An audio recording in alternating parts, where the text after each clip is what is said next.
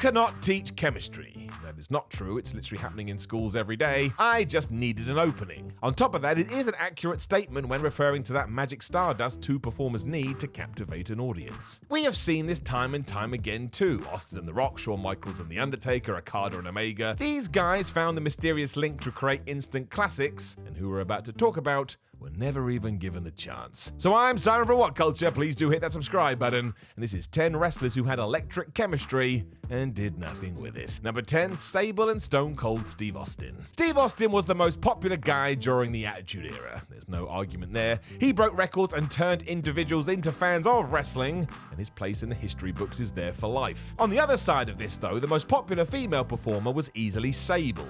Not only was she part of many segments that pushed the envelope, she also found ways to change the game, like her now famous Playboy cover issue. It was one of the best-selling iterations ever. It made sense they would have some interaction on Raw, and it did happen. On one occasion, Austin went looking for a tag team partner, and yes, accidentally walked in on Sable getting dressed, and yes, she grabbed an Austin 316 t-shirt to cover herself up. Even in this mini moment, they sounded like a real couple as they started to argue about what had just happened, and this was true again in 1998 when the Rattlesnake stormed to the ring to save Sable from being humiliated by Vince McMahon. I'm sure he mostly did this to beat up the boss, but still, a week later they did an interview together, and once again there was something there. Stone Cold even made her break character and laugh live on air. The rumors have always been that Austin didn't want to do anything like this long term, as he didn't think it fit into how the bionic redneck would act, and he should just go out there and kick some ass.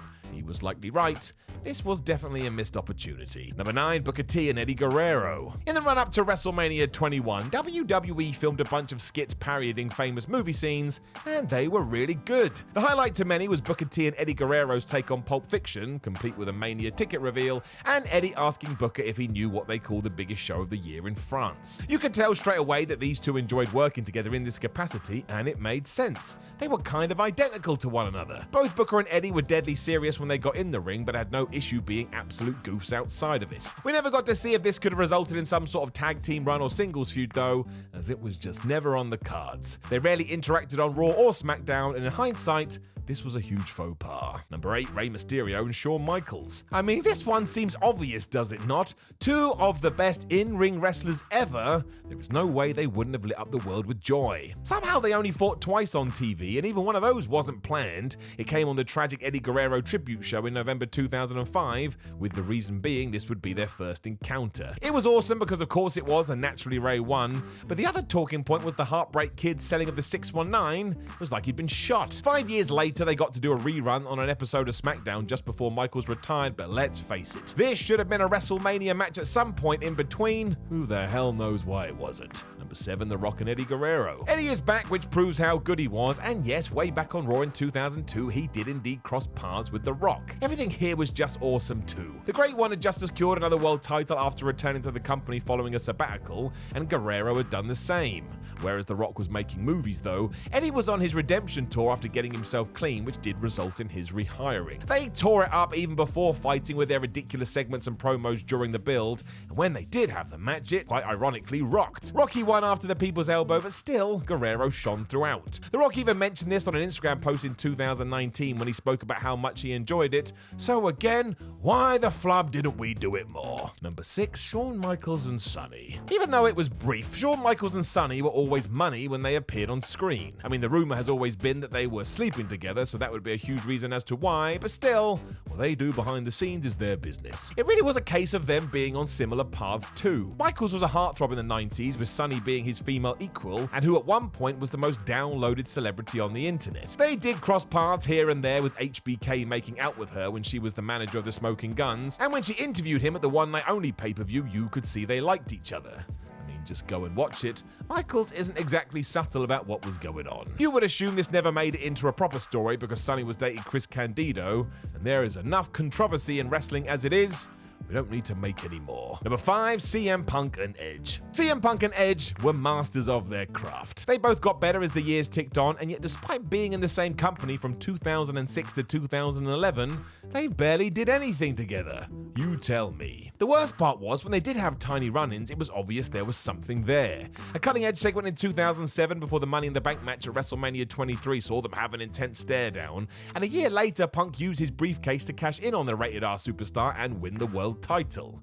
It was short as ever, but Edge sold this GTS like he was dead. We needed more. We did get a proper match as we were heading to bragging rights in 2010, which the fans loved, but as it was interpromotional warfare, we never got an ending. Raw and SmackDown superstars just invaded. I doubt it's ever going to happen now, but Punk did congratulate Edge on his abs recently on Twitter, so at least we've got that. Number 4, Chris Jericho and The Undertaker. This one is nuts. Even though they were both in the WWE for ages, Chris Jericho and The Undertaker never had a proper feud. I don't get it either. And it's not like this would have sucked because the dead man always had his better matches with smaller guys and Jericho was one of the best. It was almost as if WWE enjoyed teasing it more. They had their first bout in 2009 on SmackDown where Taker won after Hell's Gate, and another no DQ contest in 2010 was won by Jericho, but even Le Champion thinks this was stupid. He has been very vocal that it should have come to pass, although really it came down to the fact they were mostly on different brands. Even then, when has that ever stopped WWE? We should have found a way. Number 3, CM Punk and Mickie James. Before they made it to WWE, CM Punk and the then Alexis Lurie were trying to find their way to the big time. It's a story of every aspiring wrestler, but given where these two ended up, there is more to it.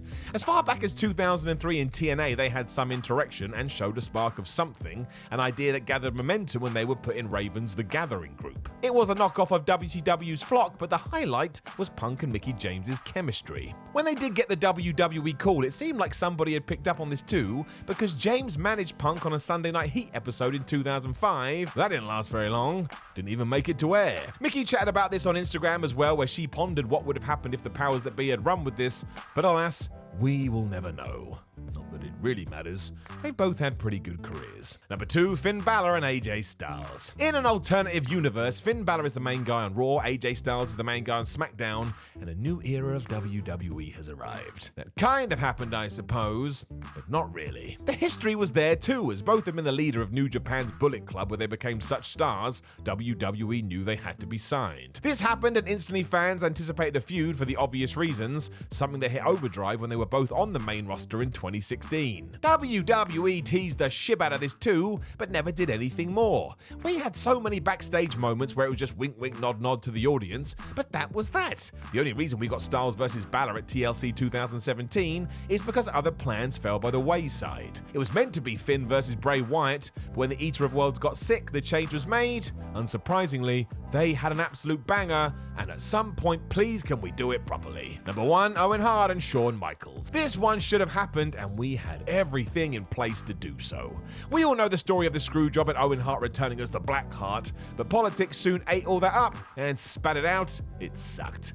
This one hurt though because we had seen what the deal was. A title versus title match in October 1997 was fire and ended in a no contest, which suggested that Owen may be about to be given something, but then that was kind of it. This was the equivalent of winning the lottery and then burning the cash. What are we doing? Jim Ross tried to explain on his podcast this was just how Vince McMahon saw Owen compared to brother Brett, but again, just look what was going on in the stupid ring. The youngest Hart will forever be on the they should have won the WWE title list, and his tragic death in 1999 will forever be one of the darkest days in professional wrestling. Know of any other wrestlers who had electric chemistry but then weren't allowed to do anything with it? Make sure you drop us a comment below and then like the video, share the video, and subscribe. Then head over to whatculture.com where you can read articles like this and get even more mad than you did watching this one. Come give us a follow on social media, and yes, you see those boxes around my floating voice, give them a click and watch another video. My name is Simon from What Culture. Thank you as always for watching, and I think if I met you, we would have electric chemistry. So if that ever does happen, let's make sure that somebody somewhere does something with it.